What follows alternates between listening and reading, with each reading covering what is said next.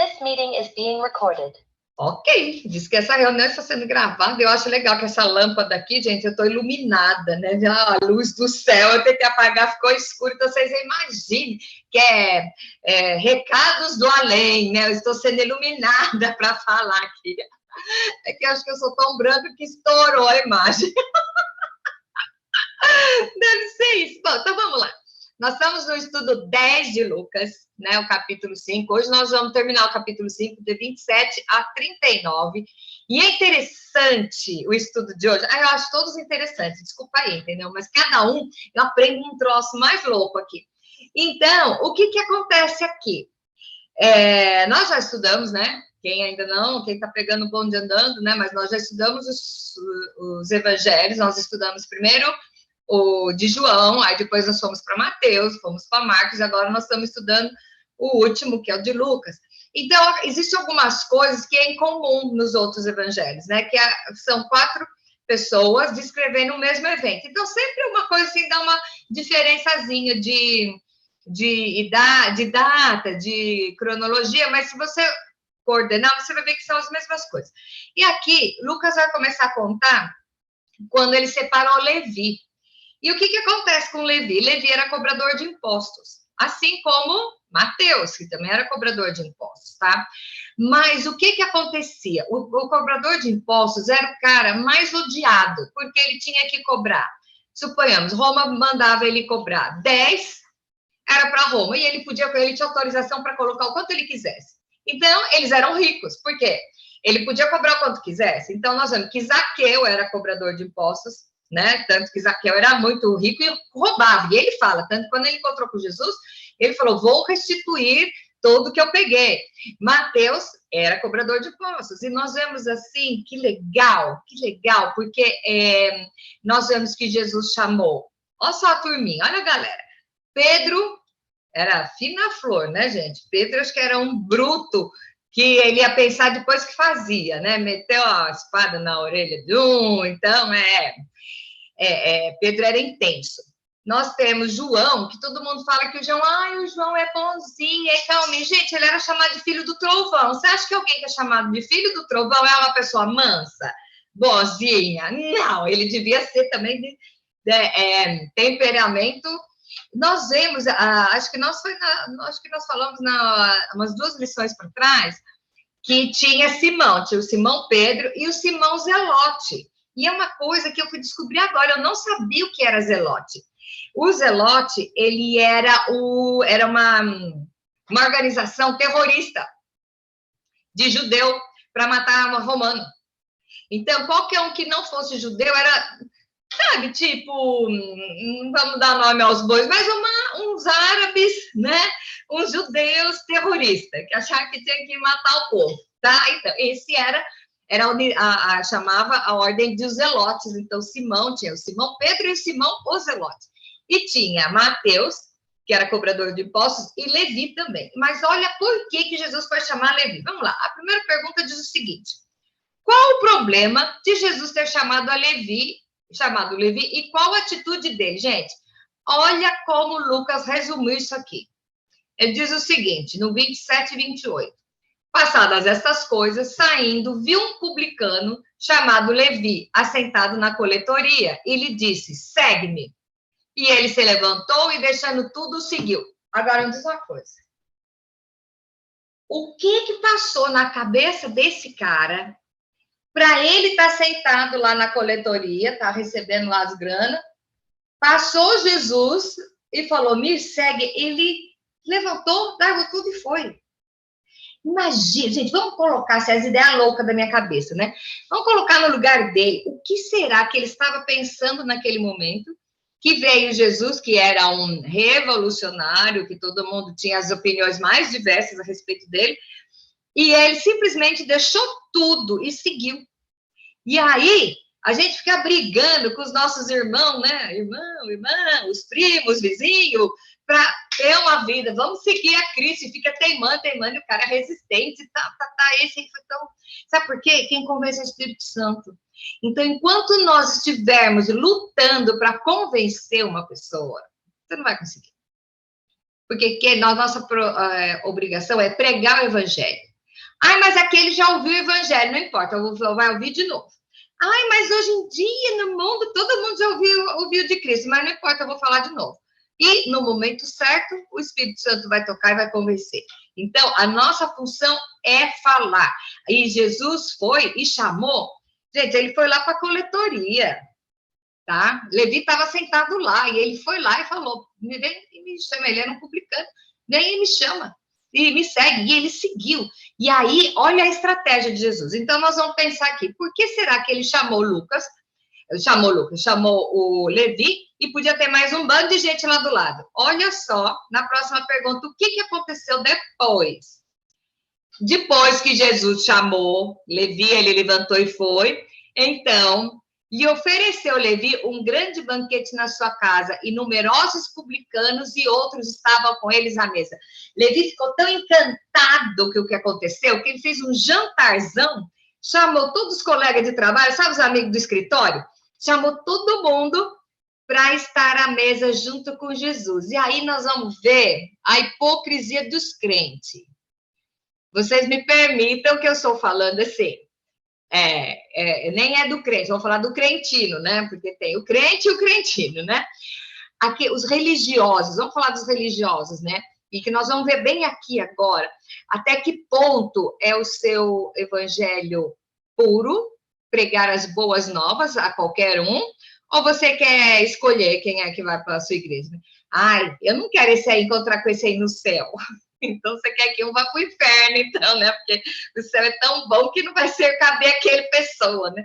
Aquela lá é fofoqueira, aquela é galinha, aquela é não sei o quê, aquele é ladrão, então eu não quero aquele. Então, olha o que aconteceu aqui. Jesus chamou Levi, porque Jesus conhecia o coração de Levi, e acho que ele viu em Levi uma estratégia para alcançar as pessoas daquele meio. Porque eu vou falar para vocês, eu sou cabeleireira, certo? Eu sou cabeleireira há 37 anos. A minha vida inteira, mais a metade da minha vida, que já passou, né? Eu tenho 57, então já é convivendo com produto de beleza, com cabeleireiro, com manicure, nesse meio, tá? Nós vemos a Jo, o meio dela é o pessoal que joga tênis, não é? Então, cada um é do seu nicho. Então, veja bem, como que Jesus ia entrar no meio, a juntar um monte de publicano, tudo no mesmo dia, para fazer a diferença? Ele foi e catou um, certo? Um que tinha o coração movido. Então, isso é muito legal, é muito legal.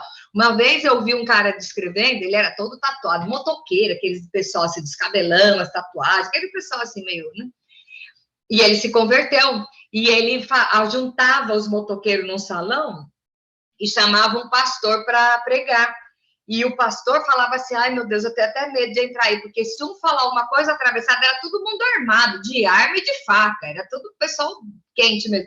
Ele falava, eu entro, eu oro antes para o Senhor obedecer, assim, fazer eles obedecerem e eles ouvirem tudo, porque senão eu estou perdido, se não for por Deus eu estou perdido, porque se der uma briga aí, nossa, mata os 500, né? Mas é assim. Então, veja bem, o meu irmão, quando ele começou a usar droga, e depois que ele saiu, ele dizia assim, só eu posso falar com um dependente químico, um drogado, porque eu sei o que é. Então, eu não posso falar para um dependente químico, ele vai falar para mim assim, você nem sabe do que você está falando. Você não sabe como vai ser a minha vida. Então, usando esse princípio, foi que nós vemos que Jesus chamou Levi, porque tinham publicando lá no jantarzinho, beleza? Então, estava lá. E aí, os religiosos entraram em ação. Lógico, eles sempre estão em ação. Na hora que precisa, não está. Na hora de meter o pau, estão tudo lá. Pergunta 3. Qual a atitude dos religiosos da época em frente a esse fato? Então, vamos lá. Os fariseus. Quando a gente fala para fariseu, hoje em dia é uma palavra pejorativa, mas, na verdade, o fariseu era o teólogo, tá? Então, aqui eram os teólogos e os escribas eram os alfabetizados para copiar a Bíblia, tá? Porque não era todo mundo que era alfabetizado, não. Então, vamos lá. E aí, os fariseus e seus escribas murmuravam contra os discípulos de Jesus, perguntando, por que comeis e bebeis com publicanos e pecadores? Vocês se misturam. Vão para o inferno. Tá? E aí eu amo o que Jesus respondeu. Respondeu-lhe Jesus, os sãos não precisam de médico, e sim os doentes. Não vim para chamar justos, e sim pecadores ao arrependimento. E aí eu digo para vocês, a Bíblia diz que não há um justo sequer. Então, aquela pessoa que se acha o porteiro do Santo dos Santos, não, porque tem umas mulheres que elas acham que elas são as porteiras do Santo dos Santos, ela que decide quem entra e quem sai, né? Então, nós temos o grande servo, tem a super crente, tudo aquele pessoal que, eu lembro de uma vez que uma chegou e falou para mim assim, eu não vou aprender a Bíblia de uma mulher, a boca de uma mulher que pinta o cabelo. Falei, ok, né, tá bom. Fui dar discipulado nessa igreja, uma igreja que estava começando. Passou uns 3 meses, ela veio e falou assim, então, você não dá um desconto para pintar meu cabelo? Quer dizer, o problema não é que era pecado, é que ela não tinha dinheiro para pintar. E ainda falou para mim mesmo, ok. Gente, vocês não sabem que eu já passei na igreja. Um dia entrou uma e falou assim, é ela que tá falando? Eu não vou ouvir nada na boca de uma mulher que pinta o de vermelho, tá igual as mulheres lá da avenida, parada no ponto. Falou isso na minha cara. Jogou isso na minha cara, meu. Tá bom, né? Tudo bem. Então, vamos lá. Voltando. Então, os religiosos, né? Que eles foram criticar Jesus, e o que Jesus fala assim, eu não vim para os justos, e sim para os pecadores ao arrependimento. Então, é aquela história que a gente fala da gente ser sal, ser luz. Então, uma lâmpada, você não vai acender uma lâmpada e guardar ela debaixo da mesa. O próprio Jesus diz isso, a lâmpada é colocada num velador. Então, a lâmpada foi feita para brilhar nas trevas, para tirar as trevas e dar a luz, certo? Então, Jesus veio para ir atrás, garimpar as pessoas com simpatia, tanto que Levi viu Jesus vindo, chamou, falou, acho que ele estava esperando só um convitezinho, né? E foi. E aí, os religiosos continuam, né? Pergunta 5. Qual outro tema abordado por eles? Aí, agora, Jesus vai dar uma lambada neles. Eu amo, porque Jesus, ele era amor, não sei o quê, mas ele dava uma chicotada no povo, que olha... Vamos lá. Disseram eles, os discípulos de João, sabe que o João é o Batista, tá? É o João Batista aqui. E bem assim, os dos fariseus frequentemente jejuam, fazem orações. Os teus discípulos, falando de Jesus, né? Comem e bebem, tá? Aí Jesus devolveu a pergunta, né? Que eu amo isso. Jesus, porém, lhe disse, vocês podem jejuar? Você pode fazer jejuar o convidado para o casamento enquanto o noivo está com eles? Dias virão, contudo, em que lhe será tirado o noivo. Naqueles dias, sim, jejuarão. Aqui ele está se referindo, gente, Jesus é o noivo e a noiva é a igreja. Então, sempre tem essa história do casamento, é sempre usado essa figura. É muito interessante quando você vai estudar a cultura daquele tempo, para aí você vai entender realmente essas analogias. Então, ele está falando, sabe, aquele povo fazia festa, parece as festas lá do interior, né, do Brasil. Aquelas festas que duram uma semana, né? Não tem um povo assim, que tem aquelas festas... Então, e assim era também o povo. Então, era muita comida, muita bebida. E aí, Jesus se coloca como noivo. Ele fala, como que eles vão jejuar se estão na festa? E vai ter dias em que o noivo será tirado. Então, ele já está falando aqui de quando ele sair. Então, ele diz, naquele dia, sim, jejuarão. E aí, Jesus entra nessa parábola, que nós já conversamos sobre ela no livro de Marcos, tá? E aí a pergunta 7 é, qual o significado da parábola que Jesus contou? Eu vou ler a parábola e nós vamos explicar também. Eu levei muito tempo para descobrir isso aí, eu descobri o ano passado, tá? O que queria dizer? Também lhes disse uma parábola. Ninguém tira um pedaço de veste nova e põe em veste velha, pois rasgará a nova, e o remendo da nova não se ajustará à velha. E ninguém põe vinho novo em odres velhos, pois o vinho novo romperá os odres e entornar-se-á o vinho, e os odres se estragarão. Pelo contrário, vinho novo deve ser posto em odres novos, e ambos se conservam. E ninguém, tendo bebido vinho velho, prefere o novo, porque diz, o vinho é excelente. O que Jesus está falando aqui? Jesus falava muito por metáfora, mas eram umas metáforas assim, muito loucas, tá? Então, ele começa assim, porque ninguém vai pegar. Imagina você fazer um remendo. Você tem lá um vestido que você ama muito, mas ele já tá todo... Não, isso não é uma toalha de mesa, que a gente lava bastante, né? Ela já tá toda cuidinha, toda velhinha. Você vai fazer um remédio, você vai botar um pano, um pedaço de brim, corta um pedaço de calça jeans e prega naquela toalha de mesa que já está se dissolvendo? Não, por quê? O tecido de volta não vai aguentar o novo. E aí, ele fala do vinho, e essa do vinho é muito legal, sabe por quê? O que acontece? Quando o vinho ele vai fermentar, ele acabou de amassar as uvas lá, pega, os odres eram feitos de couro de animal, tecido. Eram uns bujuzinhos assim, tipo umas, a minha mãe chamava de mucuta, sabe, umas bolsinhas assim, que é amarrada, era feito de pele de vinho, de animal. Então, o que acontecia? Jogava o vinho lá dentro, o vinho, quando ele fermenta, então ele expande, aí ele vai expandir o odre. Então, o que acontece? Quando ele tem o gás, tem que ser num odre novo, por quê? Porque na hora que ele fermentar, o odre vai esticar e o couro vai esticar. Mas se você colocar num odre que já foi esticado e botar o vinho novo, a hora que ele fermentar, ele vai estragar, ele vai rasgar. Então, o que acontece? No odre velho, você põe um vinho que já fermentou. E no odre novo, você põe o novo. Por quê? E o que Jesus está falando aqui? Traduzindo, o cabeção, não adianta tentar colocar revelação em quem está formatado com o modo antigo. Vai estourar. Então, você tem que abrir a sua mente, pedir para o Senhor a revelação, o espírito de revelação, para você poder entender o que Jesus está querendo dizer naquele momento. E aí ele ainda fala, e ninguém que bebeu vinho velho vai preferir o novo, porque sabe que o vinho é excelente. Então, existe a diferença de qualidade de vinho. Então, aqui Jesus não está falando de vinho e não está falando de camiseta, ele está falando do novo. Então, Jesus estava trazendo o novo. E eles, os fariseus, estavam agarrados no velho, que tem que ficar se torturando. E falavam, porque vocês comem, vocês não lavam a mão. Teve um dia que foram brigar lá, porque os discípulos lavavam pouco a mão. Gente, imagina, naquela época, era tudo muito sujo, né? Então, antes de comer, tinha que lavar 400.000 vezes, tinha que fazer não sei o que. Gente, isso era uma ordem, uma lei sanitária, não era nem espiritual. É porque, como quem falou foi o sacerdote, então achava que era espiritual, mas não é, era uma lei sanitária isso. Então, lavar um monte de vezes a mão e não sei o quê. E até hoje, judeu, eu tenho umas clientes judias aqui que é mó barato.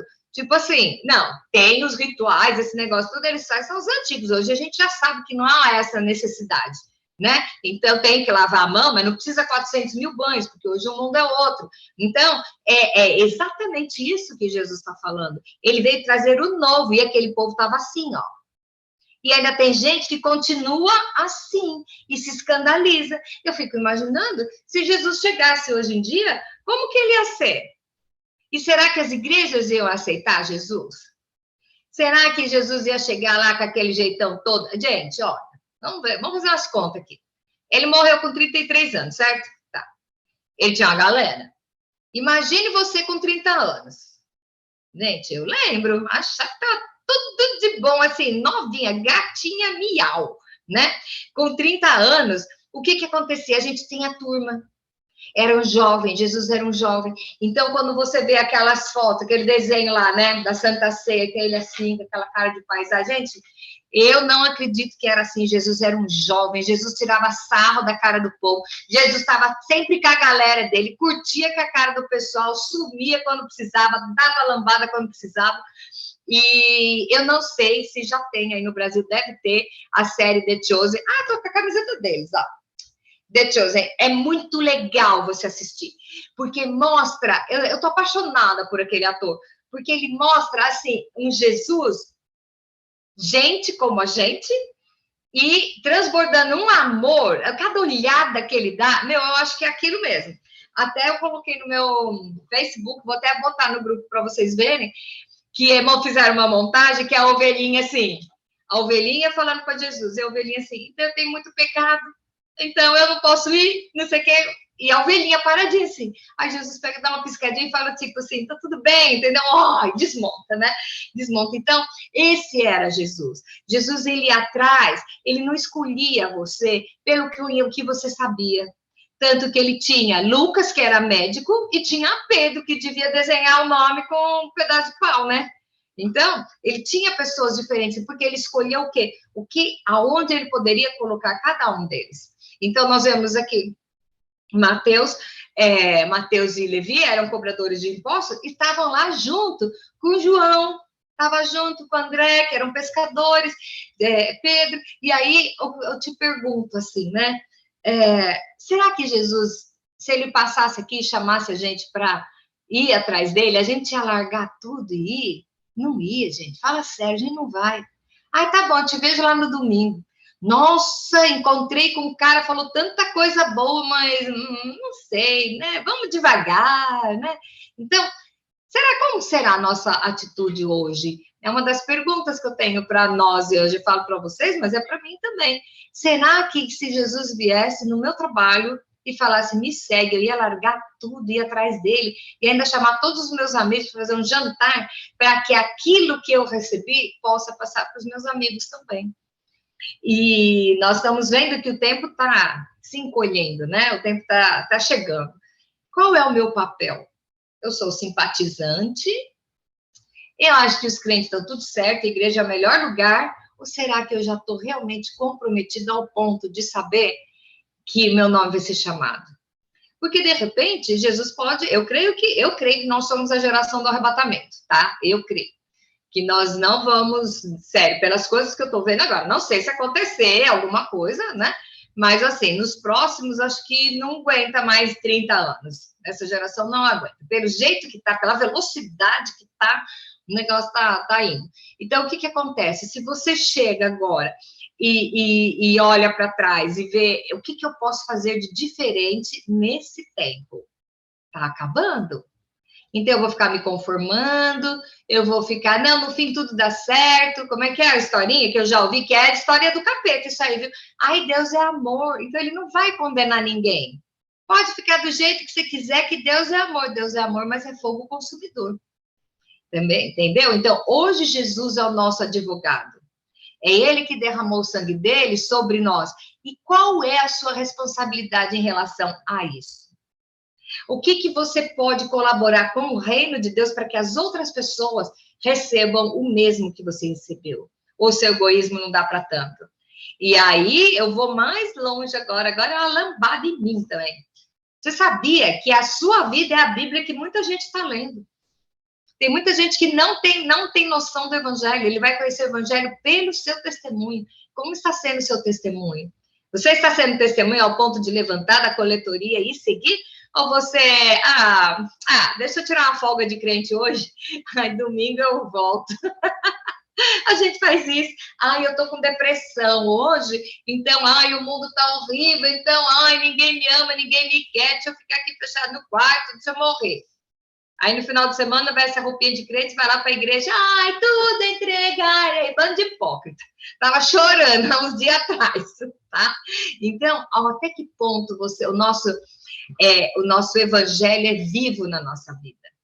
É vivo. Então, daqui para frente, vai ficar de uma forma que ou você se posiciona ou não. Então, nós vimos nós tivemos uma pandemia há pouco tempo atrás, e nós vimos como que é quando o governo dá uma ordem, todo mundo tem que cumprir, beleza.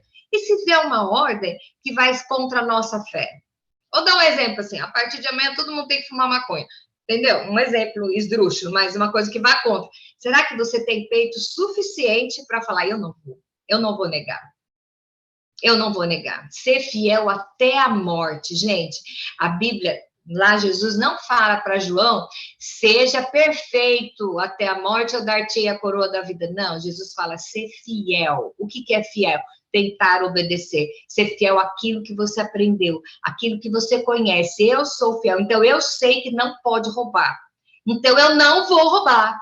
Não, eu roubo hoje, mas amanhã eu peço perdão. E eu ainda estava lembrando com meu marido hoje uma coisa que ele fala, ele diz o seguinte, quantas vezes você precisa roubar para ser ladrão? Né? Quantas vezes você precisa mentir para ser mentiroso? Então, aonde está? Por isso que eu digo a história do canudinho, Como está a nossa vida com Cristo? A nossa ligação com o Senhor, com o céu, como que está? É o que o nosso canudinho está entupido de coisa ou está livre para a oração subir e a resposta descer? Então, nós estamos nesse momento de posicionar, onde o morno, gente, a Bíblia diz que o morno vai ser vomitado da boca de Deus. Você quer ser o vômito de Deus? Olha, que coisa nojenta. Então, tem que ser quente ou frio. Sim, sim, não, não. E eu digo sempre, o muro não nos cabe mais. Então, qual é a minha posição hoje? Hoje como crente, hoje como salva, hoje como uma serva do Senhor, hoje como uma pessoa que tem a responsabilidade de evangelizar quem está ao meu lado. O que é que eu estou fazendo? Eu estou fazendo como Levi, que simplesmente levantou, largou tudo, foi atrás e ainda... Como, na minha época usava esse termo, queimou a cara, né? Chamou todos os amigos para ouvir. Ele ficou tão encantado que ele queria passar isso para os amigos. Nós estamos fazendo isso?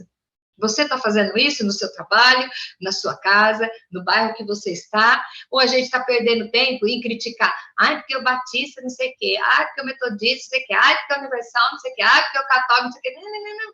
Aonde nós estamos? Né? Nos dividindo em tribos? Não. A forma de interpretar pode ser diferente, mas a salvação pelo sangue de Jesus é uma só. Então, eu vou me juntar com a fulana que é de uma outra igreja, que ela acredita que batizar é com pouca água.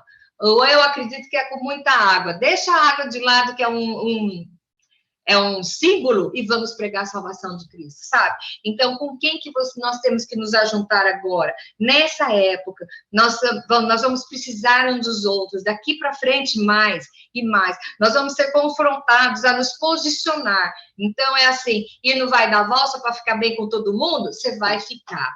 Porque no meio desse processo todo, vai eu tocar a trombeta. E eu vou falar uma coisa, sabe quem vai ouvir? Só quem vai subir. Quem não vai subir, não vai ouvir a trombeta, só vê que o povo subiu. Aí, aqui, ó, o governo americano já tem uma resposta para isso. Ai, foram os ET que abduziram, sabe? Que estão vendo que essa história de ET é exatamente por isso, para a hora que a igreja for arrebatada, falar, então, teve a nave extraterrestre e levou metade da população. E aí, será que eu vou ou que eu vou ficar? É isso que nós temos que ter perguntando na nossa cabeça. Nós já estamos em 2023. Gente, 27 de julho, metade do ano já foi. Gente, ontem eu estava pensando o que eu ia fazer no dia de ação de graças. Quem que eu ia convidar para o dia de ação de graças? Já passou Natal, Páscoa, meu aniversário, já passou tudo, nós já estamos em julho. E o ano já está chegando. Então, o tempo está se abreviando. Por quê? A própria Bíblia diz que se Deus não abreviasse os dias, nem os eleitos estariam firmes. Então, eu deixo essa palavra conosco, com você, comigo. E se você tem curiosidade para saber os detalhes do Apocalipse, entra lá no canal. Nós temos o estudo do Apocalipse, capítulo por capítulo, bem rápido, bem sintetizado e bem profundo. Acho que você vai gostar para ficar antenado e saber que as coisas estão chegando. Então, se o tempo está se aproximando e Jesus está chamando você, faz como Levi. Levanta prontamente e vai. E ainda faz uma festa e chama os seus amigos para ver, tá bom? Beijo grande para vocês. Até semana que vem.